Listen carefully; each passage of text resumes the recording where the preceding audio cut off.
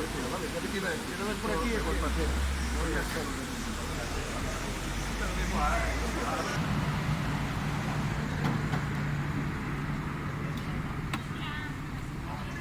Bueno, esta es la quinta edición de la campaña Ve, Vuelve y Vive, que hacemos concretamente en este punto tan álgico de Orense, y de lo que tratamos es de interiorizar un poco de que los mal llamados accidentes de tráfico, el factor causante en el 90% es el factor humano, ¿no? Por tanto, lo que pedimos es una responsabilidad al llevar cualquier tipo de vehículo. Al mismo tiempo, bueno, pues están diferentes colectivos visualizando un poco, tanto de ciclistas como peatones, como conductores de motos, bueno, pues esa vulnerabilidad que tienen en lo que es en la carretera, ¿no? Y al tratar de llegar con ese mensaje de interiorizar de que la conducción de cualquier tipo de vehículo lo único que requiere es responsabilidad y no asumir esos riesgos tan innecesarios, ¿no? Tan comunes como es el consumo de alcohol, las distracciones que nos están causando muchos siniestros viales, como puede ser guaseando, ir hablando por el teléfono móvil, que al final, bueno, pues lo único que produce es una distracción. Y ahora, vísperas de un 15 de agosto, esas fiestas que hay por toda la geografía de nuestra comunidad, lo único que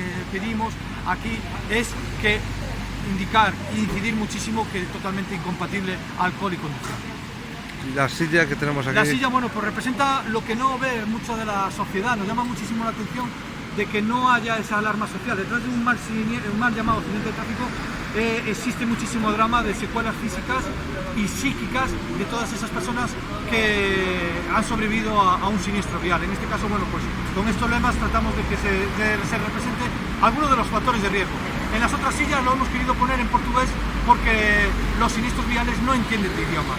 Se pueden producir en cualquier rincón de un país, ¿no? O del mundo, ¿no? Por decir. Por lo tanto, bueno, pues tratamos de llegar dentro del tiempo que nos permite interactuar con los conductores y el resto de los usuarios con ese mensaje de concienciación y sensibilización.